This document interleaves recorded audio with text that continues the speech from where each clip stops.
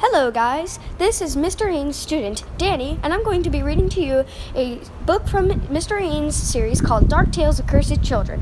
This is his first book, but was made last like the Star Wars movies. This book is about, well, you'll see.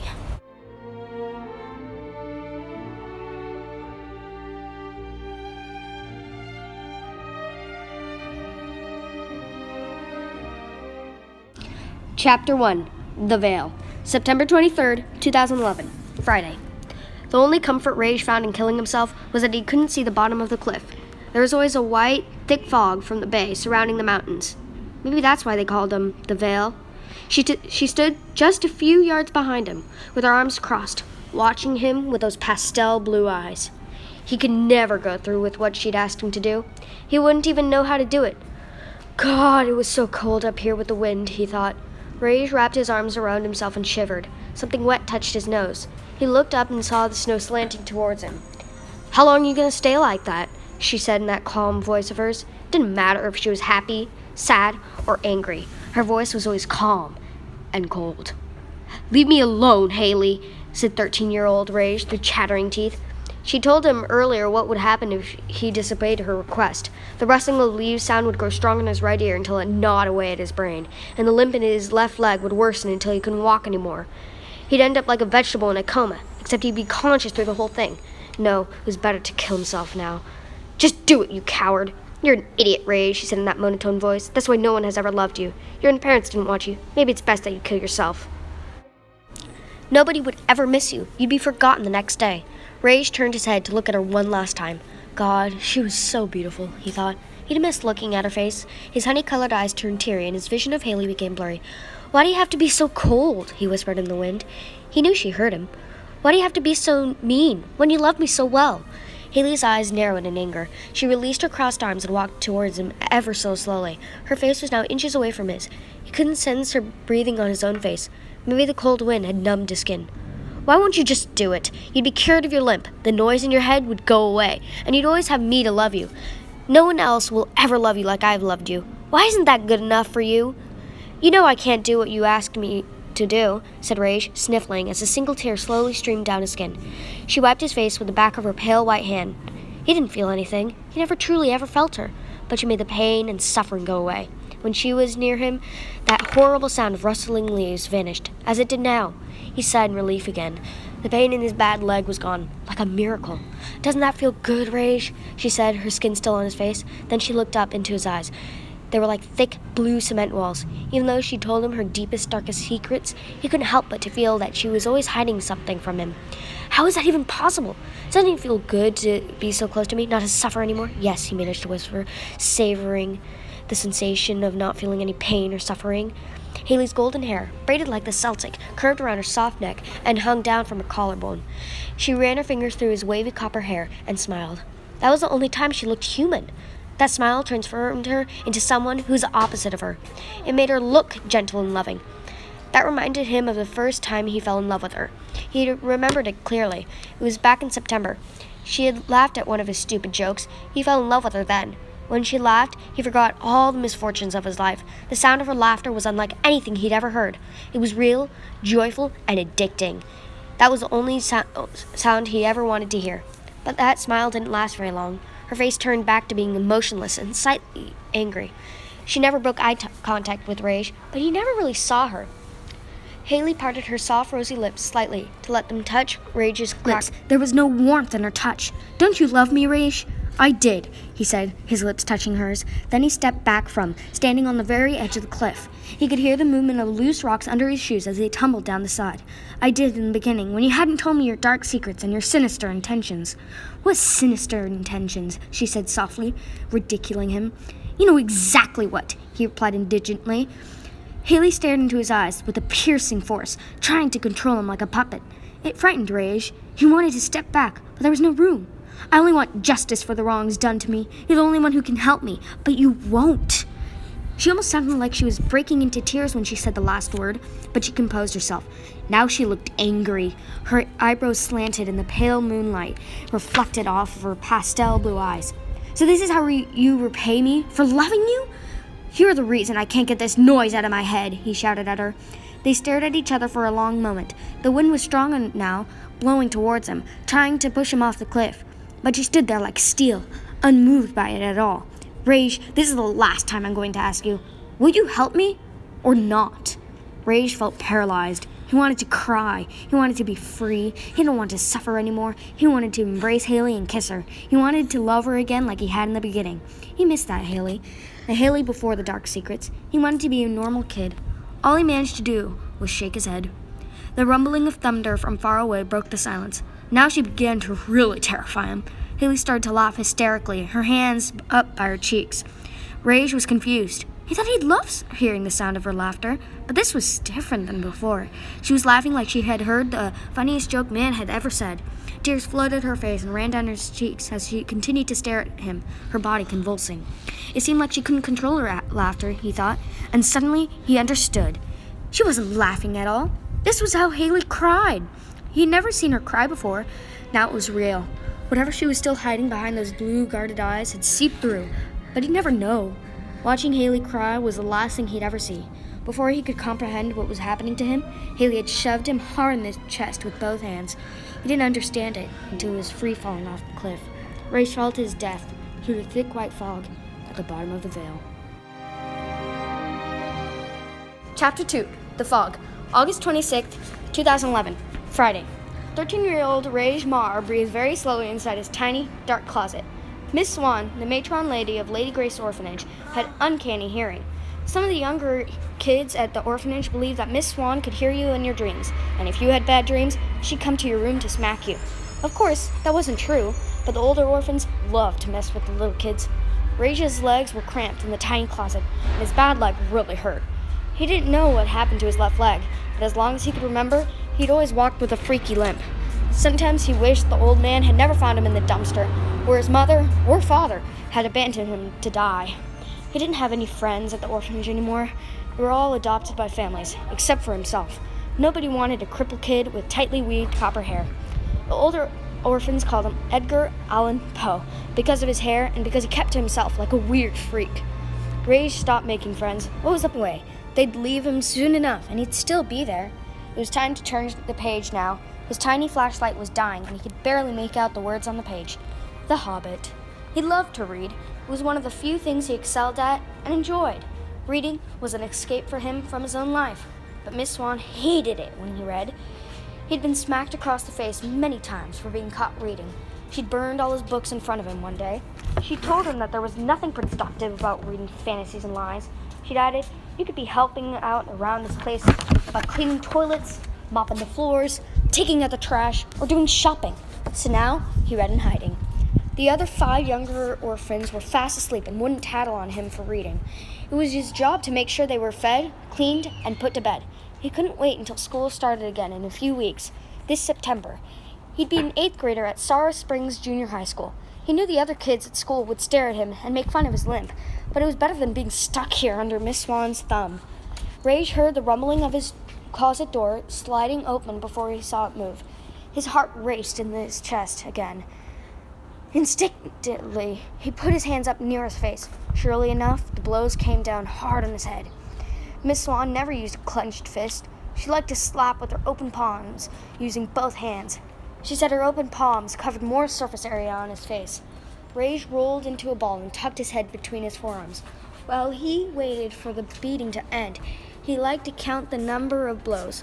One day that Miss Swan was upset and stressed out, she dealt him 16 to 20 blows. On other days, they were less, but she'd hit it a lot harder. His arms received most of the blows. He'd always have to wear long-sleeve shirts to hide the bruises, and she'd always tell him, I'm the only one left that'll take you in. Nobody else wants you. Nobody else wants to love a freak like you. When Miss Swan got tired of beating him, she dragged him out of the closet by his hair. Stop wasting your life with your head in a book. Now go take the money in the shopping list on the counter and buy some groceries. Hurry up before Aldi closes at 11. At 10:25 p.m., Rage Marr closed the door to Lady Grace Orphanage and sprinted down the street. Running helped him stay warm. Sorrow Springs, Wisconsin, a small town just north of Green Bay, was always very chilly year-round. But soon, he'd have to slow down. There'd be no visibility once he hit the fog, especially at night.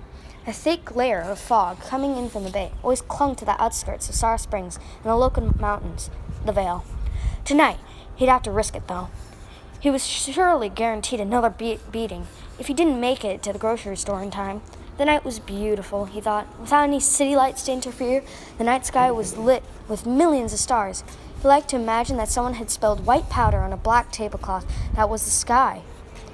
Rage ran faster and rounded the corner of 24th Street. The sight of the fog was always alarming. It just sat there in a giant mass, 100 yards from him. Even in pitch-black darkness, the fog was a ghostly white and tidy. Rage crashed into the fog and almost lost all visibility in front of him. He could see no farther than a couple yards in front of him.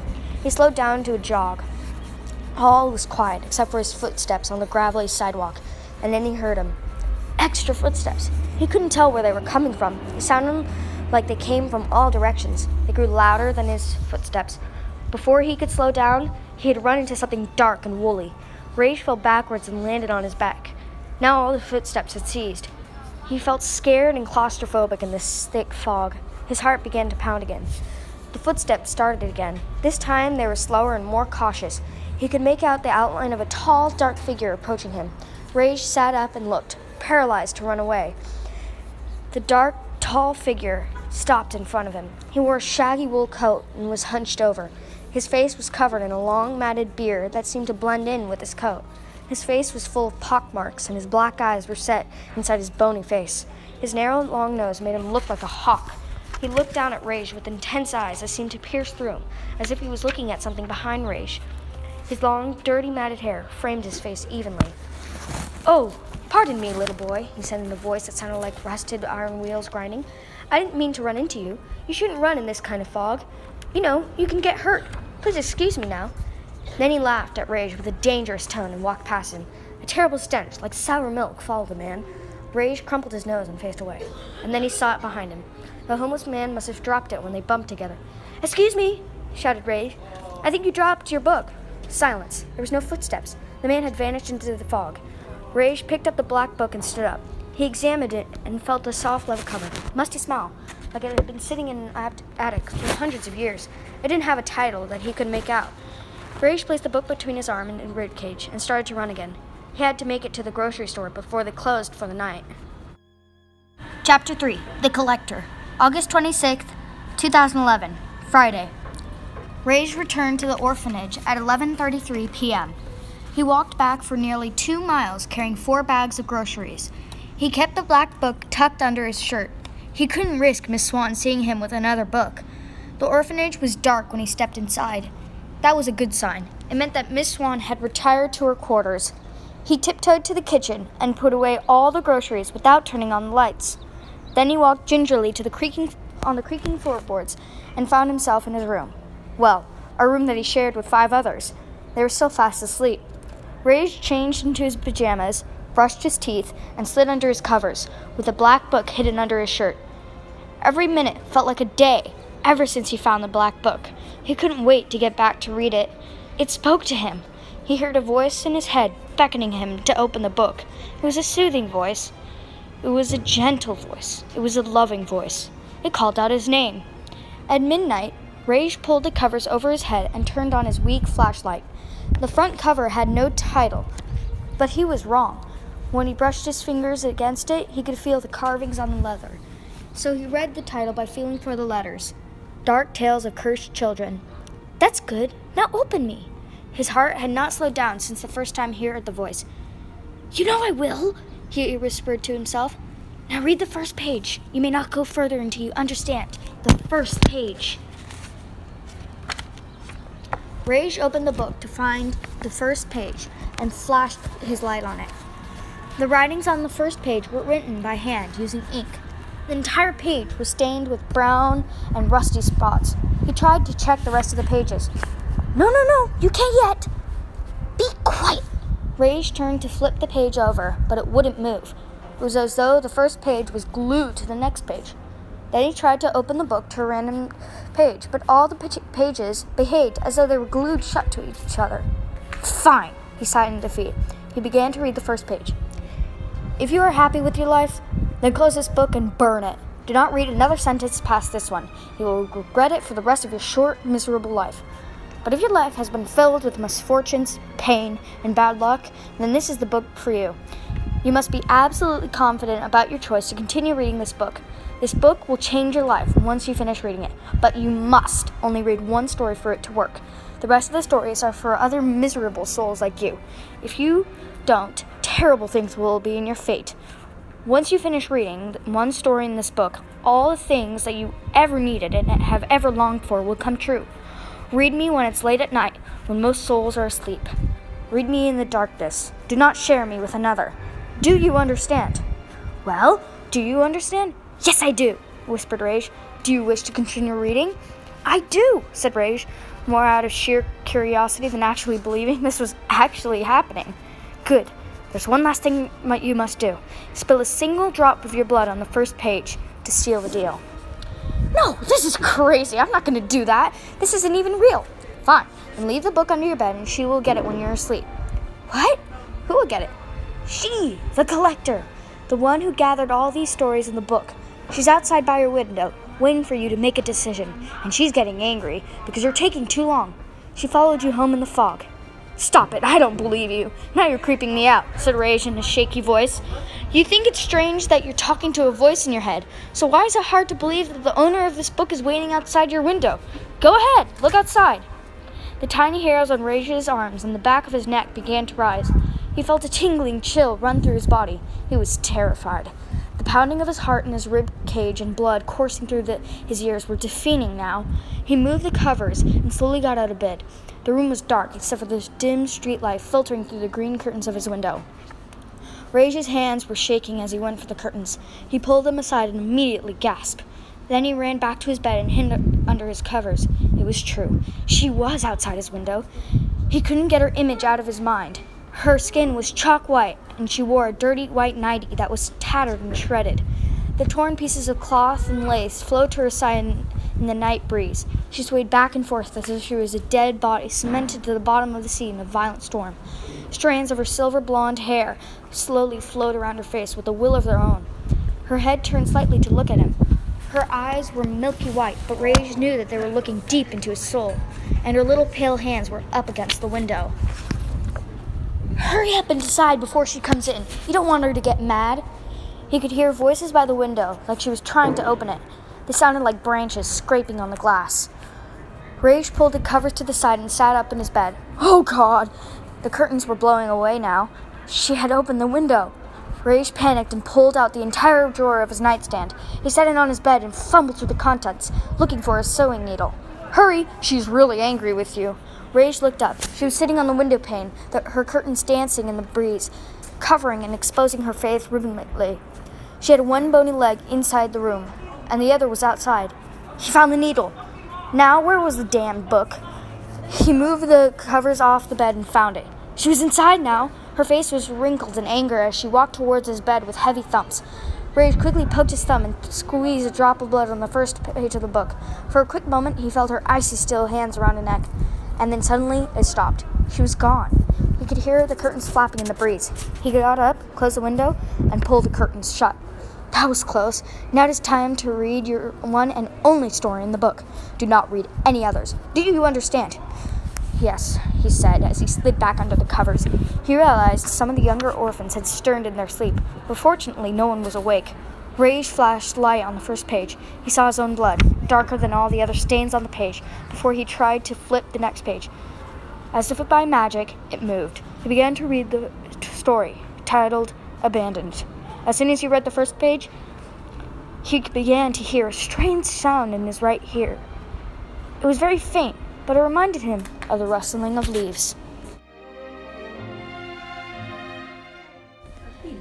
Thank you all for watching and listening to the first 3 chapters of Dark Tales of Cursed Children. I hope you like it and we'll keep waiting until we get the next chapters.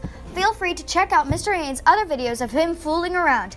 He will soon send out little funny tutorials that the class will make. Leave in the comments your thoughts about the story, and if you have any questions about the book, we'll try to answer them. I know the video isn't perfect, but please don't go hard on me. My studio is just outside, so there's a lot of background noises. Most importantly, make sure to like and subscribe.